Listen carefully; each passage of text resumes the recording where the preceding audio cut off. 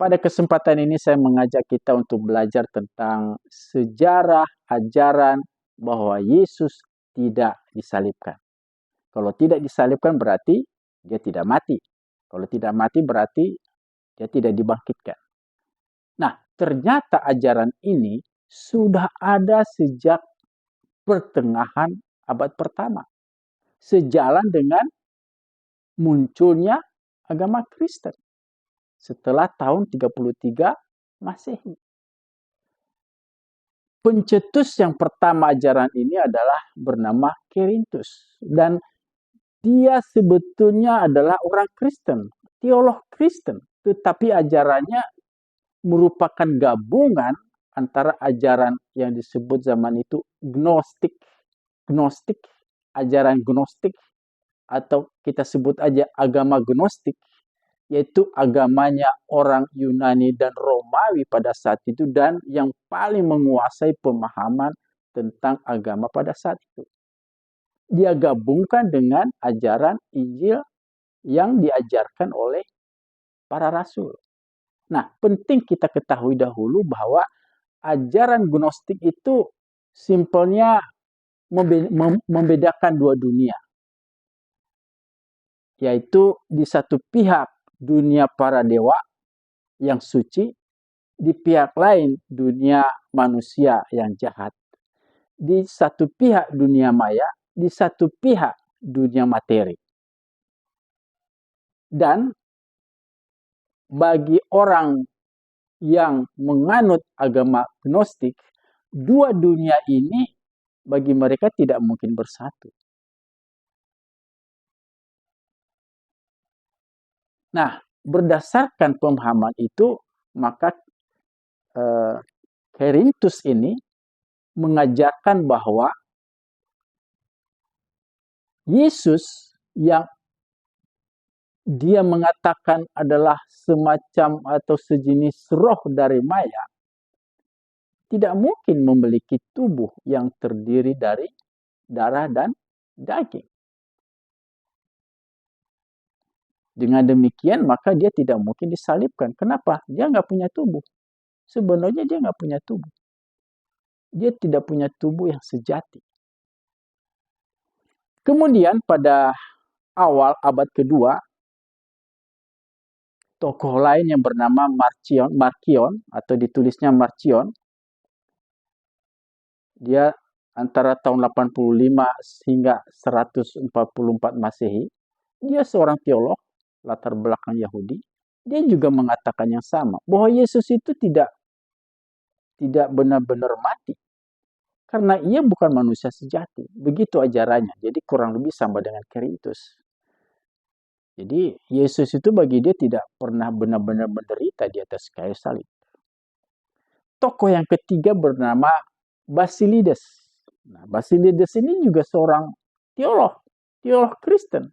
Tetapi sama dengan dua pendahulunya yang sudah saya sebutkan tadi, dia juga sebetulnya mencampur ajaran Gnostik dengan Injil yang diajarkan oleh para rasul. Dan dia mengajarkan bahwa Yesus itu tidak benar-benar disalib.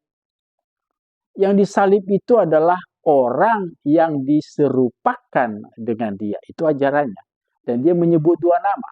Yang diserupakan itu Simon dari Kirene atau Yudas, maksudnya Yudas Iskariot.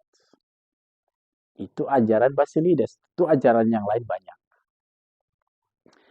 Jadi, kalau di beberapa abad kemudian, ya katakanlah di abad ke-7, muncul narasi yang sama dengan Basilides dalam ajarannya, yang kurang lebih mengatakan bahwa yang disalib itu yang diserupakan dengan dia, maka saya mau mengatakan pada kesempatan ini, jangan goyah iman kita.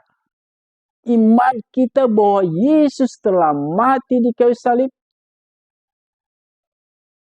dikuburkan, dan bangkit pada hari yang ketiga. Mengapa? Karena ajaran yang muncul pada abad ke-7 itu bukan hal yang baru bagi orang-orang percaya. Itu sudah menggoyang iman orang percaya sejak abad pertama.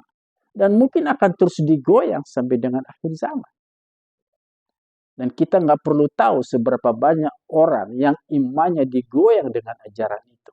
Tapi pada kesempatan ini saya mengatakan, yang penting saya dan Anda yang mendengar video ini, jangan goyah imannya oleh ajaran yang seperti itu. Nah, oleh karena itu saya tutup penjelasan ini dari firman Tuhan. Saya ambil dari 1 Korintus 15 ayat 58a. Demikian dikatakan.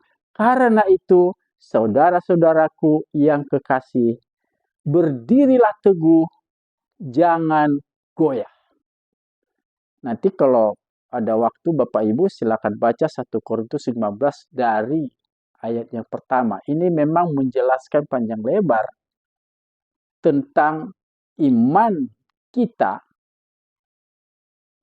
iman yang kita percaya, yaitu Yesus Kristus yang mati, disalibkan, mati dan dikuburkan, dan bangkit pada hari yang ketiga. Kitab pasal yang ke-15 ini memang mengklarifikasi ajaran seperti yang saya sebutkan tadi, yang tampaknya cukup meresahkan orang-orang percaya pada abad yang pertama. Dan saya mau tambahkan sedikit lagi bahwa kalau Anda mau membaca kitab Kolose, itu juga sebenarnya merupakan apologetik Paulus tentang ajaran yang kelihatannya Kristen, tetapi sebenarnya dilatar belakangi oleh ajaran Gnostik seperti yang saya jelaskan tadi. Selamat, tetap teguh iman percaya bahwa Yesus disalibkan, mati, dikuburkan, dan bangkit pada hari yang ketiga. Tuhan Yesus memberkati.